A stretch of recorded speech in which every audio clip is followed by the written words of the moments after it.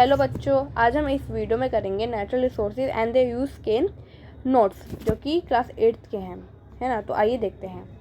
तो सबसे पहले हम देखेंगे what are natural resource. Natural resource है क्या? नेचुरल रिसोर्स वो मटेरियल और वो सब्सटेंस है जो कि हम फाउंड करते हैं नेचर में, जो कि बहुत ज़्यादा ज़रूरत होती है किनको, ह्यूमंस को। अब nature including all life, nature जो है वो सारी लाइफ को इंक्लूड करती है ना, सारी लाइफ को लेती है। नो लाइफ जो जीते नहीं है, हमारे एनवायरनमेंट पे रहते भी नहीं है, जैसे कि जिन ह्यूमंस ने भी नहीं बनाया होता। This element resource when humans use to substance to create new things, जब कोई भी ह्यूमंस कोई भी सब्सटेंस से, कोई भी रिसोर्सेज से नई चीज़ बनाता है, उसे हम क्या बोलते हैं? कंसिपिटेशन। क्या बोलते हैं? कंसिपिटेशन बोलते हैं। For an entity to be consider a resource, कोई भी हम कंसिडर करते हैं, कोई भी हम रिसोर्सेज को कंसिडर करते हैं, इस बी अ टेक्नोलॉजी एसेसिएबल, इसके लिए टेक्नोलॉजी एसेसिएबल के लिए, और इकोनॉमिकली एसेसिएबल टू एक्सप्लोर, और कल्चरल एक्सेसिबल, जो हमारे टेक्नोलॉजी और हमारे एक्सप्लोर को कल्चरल के लिए करते हैं, मतलब जिसमें हम मतलब हम रोबोट्स के, जैसे कि हम कोई इलेक्ट्रॉनिक चीज़ बना रहे हैं, कोई हमने न्यू चीज़ डिस्कवर करी है, वो कोई हमने इकोनॉमिकल करी है ना। तो इस टाइप से इकोनॉमिकल मतलब हमने कोई पेड़ से संबंधित बनाई है ना, जैसे कि जो उनके लिए फ़ायदा हो, है ना। तो एग्जांपल के लिए आप देख सकते हैं वाटर, एयर, सॉइल, कोयल, पेट्रोलियम, प्रीसियस स्टोन्स, मेटल और टिम्बर।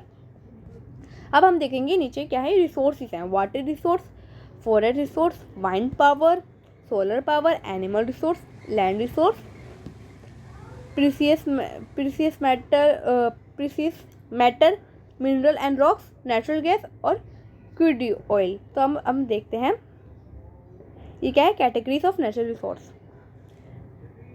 नेचुरल रिसोर्स की कैटेगरी है कि जो नेचुरल रिसोर्स है वो कैटेगरीज किसके ऊपर बेस्ड है? रिन्यूएबल और नॉन रिन्यूएबल, है ना, दो चीज़ के ऊपर बेस्ड है।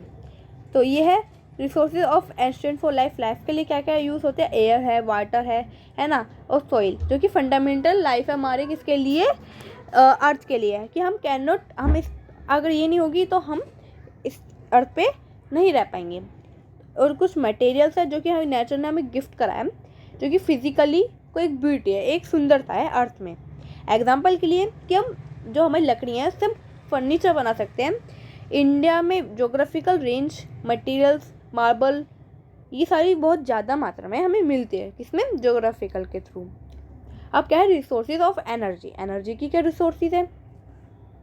Energy is a vital modern living electric to transportation production process. ये क्या है? एक ट्रांसपोर्टेशन प्रोसेस है, किसका? Sources of coal, water, petroleum और नेचुरल गैस, सनलाइट और वाइंड का, इन सब का। अब रिन्यूएबल और नॉन रिन्यूएबल रिसोर्स पढ़ते हैं। इसमें है nature principle, nature function as a restorative and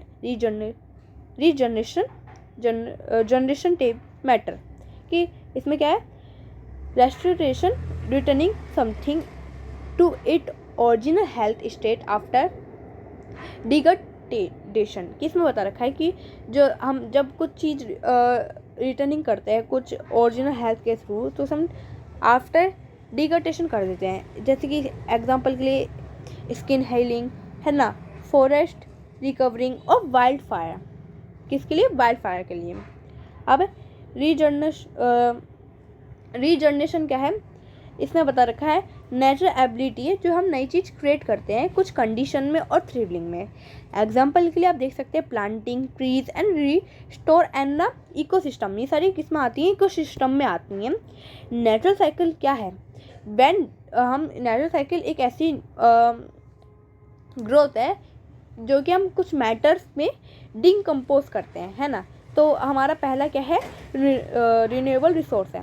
तो हम इसमें पढ़ते हैं रिन्यूएबल रिसोर्स क्या है। एक्सट्रीब्यूट रेस्टिट्यूटिव एंड रीजनरेशन चैटरीज, मतलब इसमें कैटेगरीज होती हैं कि 2 टाइप्स की जो कि रिन्यूएबल रिसोर्स में आती है। कौन कौन सी?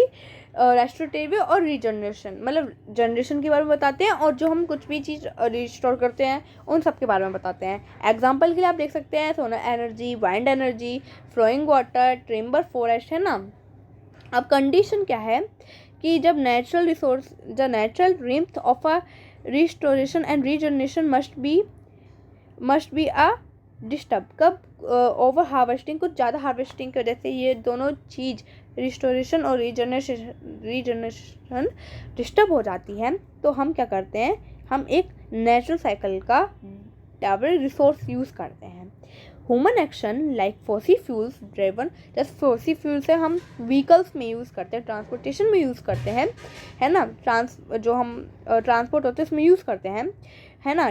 डिफॉरेस्टेशन में यूज़ करते हैं, disturb nature leading to a issue like rising temperature and a metal glacier. जब हमारे जो कि ग्लेशियर जो मेल्ट करते हैं उस वजह से हम जो रिवर्स है उसका पानी हम पीते हैं ना। इम्पेक्टिंग वाटर सिक्योरिटी, क्या है? वाटर सिक्योरिटी है। Over fishing with a tuna is an example of complication disturbing ecosystem balance. ये क्या है? एक बैलेंस है इकोसिस्टम का, है ना, जो कि इंडस्ट्रियल वेस्ट करते हैं, डिस्चार्ज करते हैं, रिवर से बाहर निकालते हैं, इसे हम क्या बोलते हैं? नेचुरल साइकिल बोलते हैं, है ना। जो कि हम बनाते हैं पॉइजन से अनरेबल सपोर्ट, हम जिस वजह से हम लाइफ को सपोर्ट कर सकें। और ये क्या है? इकोसिस्टम एक ऐसा फंक्शन है, एक ऐसा सर्विस है जो कि नेचुरल प्रोसेस के लिए बेनिफिट है, सबसे ज़्यादा ह्यूमंस के लिए। जो कि ट्री हमें क्या प्रोड्यूस करता है? ऑक्सीजन प्रोड्यूस करता है। फॉरेस्ट क्या करता है? हमारे वाटर को फिल्टर करता है। हम providing habitats and preventing erosion. अब है नॉन रिन्यूएबल रिसोर्सेज। पहले हम देखते हैं रिन्यूएबल्स क्या होते हैं। Typically from resource that are naturally dispensed such as sunlight, wind, water and biomass plant. Renewable energy क्या होती है? ये एक सोर्स है, इंक्लूडिंग है, एक पावर है, सोलर पावर, वाइंड पावर, ये सारी क्या होती हैं? बायो एनर्जी और ग्रेथोथर्मिकल एनर्जी होती है ना। ये सारी खुद ही चलती है, पर इनमें कुछ इन टाइप्स के वो लगे होते हैं, क्या लगे होते हैं? एनर्जी के प्रोवाइड देने वाली मशीन्स लगी होती हैं। अब नॉन रिन्यूएबल रिसोर्स है क्रिएटेड ओवर लॉन्ग पीरियड, जो कि बहुत समय से हमें क्या होती? कंज्यूम नहीं होती। जैसे कि एग्जांपल के fossil fuels, coal, petroleum, minerals, iron, copper, gold, ये सारी चीज़ें, है ना, कंज्यूम नहीं होती, है ना। एग्जांपल की ये मैंने आपको बता दिया है। इंडिया कोल रिजर्व, जब इंडिया में कोल रिजर्व नहीं करते, स्टैंड एस्टिमेटेड ऑफ 50, मतलब हमारा जो फॉसिल फ्यूल है वो 50 साल में बढ़ते हैं ना, 50 साल में बनते हैं। फिर उसका जो भी प्रोसेस होता है वो होता है ना। तो पता है उसको इतना ज़्यादा, उसमें इतना ज़्यादा गड्ढा करते हैं, इतना ज़्यादा खोदते हैं उसमें कि आप देख सकते हैं, जो आप ऐसे सोचिए जो समुद्र है बिल्कुल उसके बेड पर, मतलब उसके पॉइंट, लास्ट पॉइंट तक इतना ज़्यादा खोदते हैं, है ना, इतना ज़्यादा उसमें गड्ढा करते हैं, जिस वजह से पेट्रोल जब निकलता है और उसे बनने में 50 साल लगते हैं, उससे भी ज़्यादा भी लग सकते हैं। एंड इसमें बता रखा है कि नेसेसरी और जजी क्रिसियस कि इंटेल सब्सटेंस एथलेटिक बिकम वेंडली अवेलेबल, कि जो भी चीज़ हमें पास होती है उससे हम कुछ भी चीज़ बना सकते हैं, है ना। पेट्रोल को कितने साल लग जाती है बनने में। तो इस नोट्स को मैं अभी यहीं पे कंप्लीट करती हूँ। अभी हमारा रह रहा है एक और टॉपिक जो है नॉन रिन्यूएबल रिसोर्सेज, तो हम वो अगली वीडियो में जल्दी ही कवर करेंगे। आई होप जो भी मैंने आपको समझाया वो आपको समझ आया होगा। इस वीडियो को लाइक करना, सब्सक्राइब करना, शेयर करना। Thank you so much for watching this video. Thank you.